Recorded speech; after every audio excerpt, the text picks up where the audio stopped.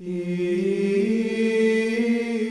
the site of a Catholic church, Our Lady of Guadalupe, built back in the 1860s, this land is now memorialized by one marked grave and possibly countless others unmarked, depending on who you ask. We've always thought of it as a sacred land. We do believe that there's a lot more people buried in this area here. That area in Guadalupe, about 14 miles north of Mora, is now the subject of a 4th Judicial District Court civil lawsuit. All right, we are convening in Jacob L. Regensburg and other parties. Jacob and his son Jude Regensburg filed a complaint last summer against homeowners in that area, Mora County commissioners, and the Archdiocese of Santa Fe, claiming their right to ownership of land here.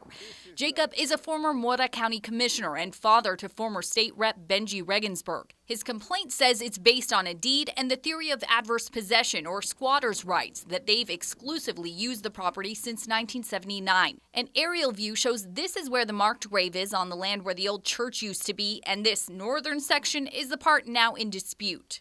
You can see tire tracks cut through the north part of that land, leading here to the Regensburg's property. So that's what we're trying to do right now, is keep him from traveling here, because we never know. Crosses used to be here, but they rotted away. Clarence Garcia's cousin is one of the landowners named as a defendant in the lawsuit.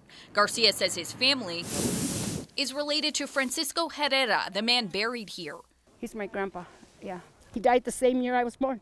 They believe the land belongs to the Archdiocese of Santa Fe and the community as a whole. And I don't want nobody to take our properties which belong to us.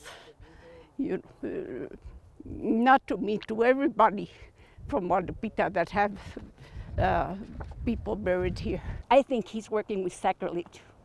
I mean, that's the way I see it. It's sacrilege.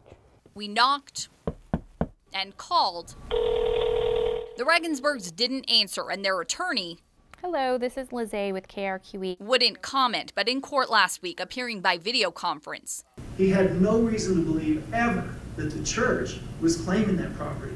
He points to a 2013 survey that puts the disputed land within the Regensburgs' property.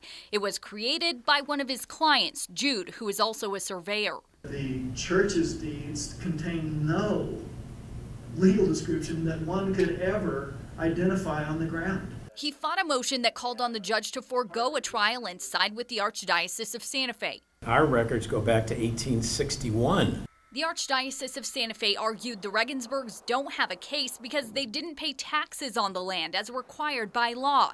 But this week, a judge disagreed. The case is more complicated because no one paid taxes on the land. The county assessor thought it belonged to the Archdiocese of Santa Fe, which is exempt from paying taxes.